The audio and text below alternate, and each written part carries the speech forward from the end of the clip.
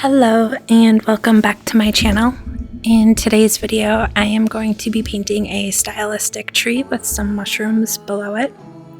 I am using my Etchr Everyday Sketchbook, and I will be using a Blackwing Palomino pencil for this sketch.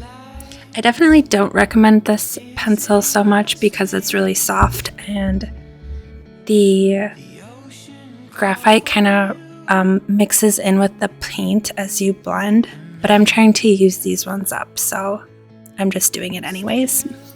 And I'm using the Turner Design Gouache for the paint.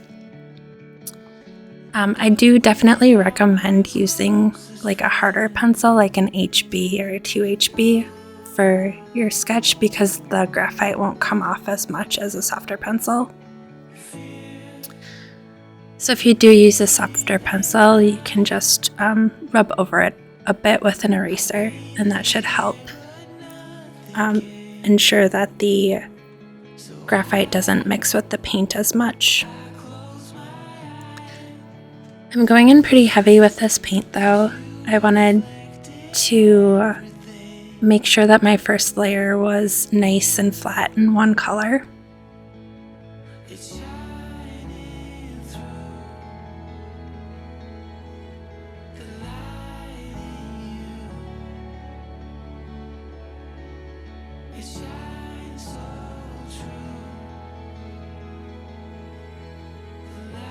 So I'm using the brush to create like these clumps of what would be the pine needles instead of like painting every little pine needle out.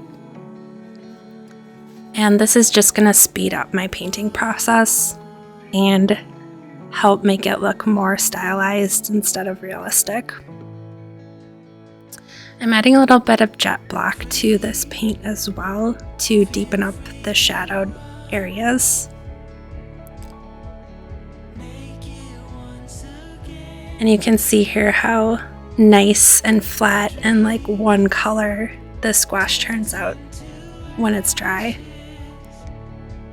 So it's super nice gouache. And then kind of where I've created these layers, underneath I'm painting in the shadows so that it looks like the tree has a little bit of dimension and isn't so flat.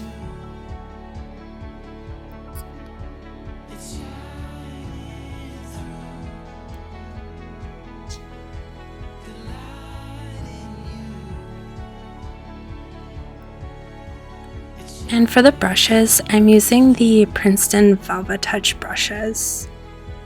I have, I think, 5 or 6 of these. I really like them for gouache.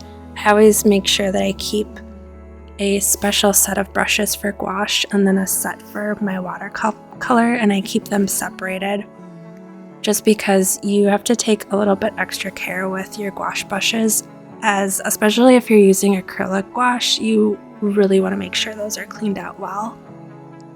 And I just don't like mixing my brushes. And I'm using some white gouache. This is actually the Da Vinci white gouache, and I'm mixing it in with the Turner gouache, and I'm just creating like some highlights within these pine needle like bushels.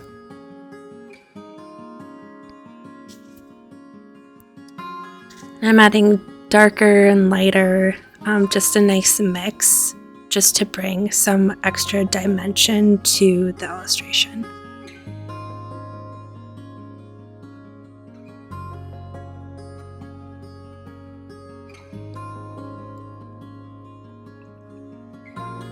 And now I'm going in with some burnt sienna, and I am going to be painting the tree trunk.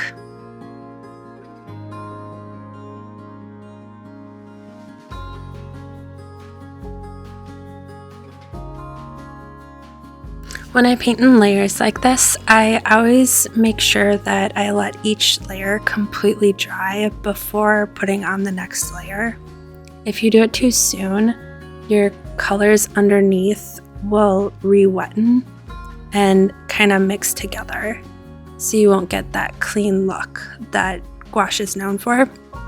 So I think that step's really important when you're using traditional gouache. If you're using acrylic gouache, though, too, you just let it dry, but you have less of a issue of it reactivating, unlike traditional gouache, which reactivates with water.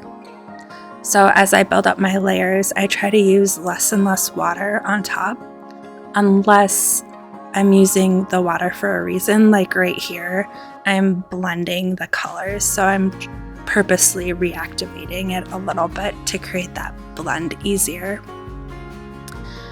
And now that I've let my tree trunk completely dry, I can go in with those mushroom tops and just apply the gouache directly on top without adding any water. And that will create a smooth, solid color on top of the gouache we've already laid down. So for this step, it's really important not to add any extra water because you don't want to reactivate the brown underneath. You want that like mushroom top to stand out more.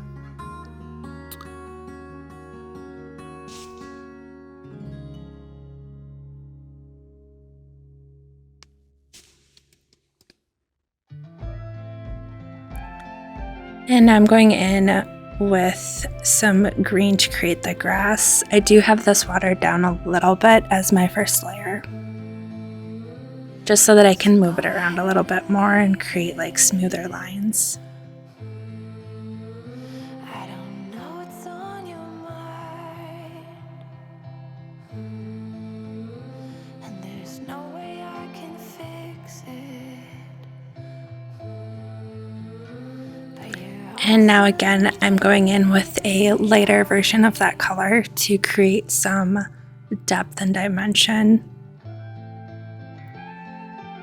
and make it less boring, mainly. So I'm kind of just going in and blobbing in that light green kind of everywhere to make it kind of look like it's blended in, like it's just patchy. And this is my favorite step every single time, is adding the little dots to the mushrooms. And for this, I did add a tiny bit of water to it, but it's mostly just white gouache. And so that should dry completely flat over the red color.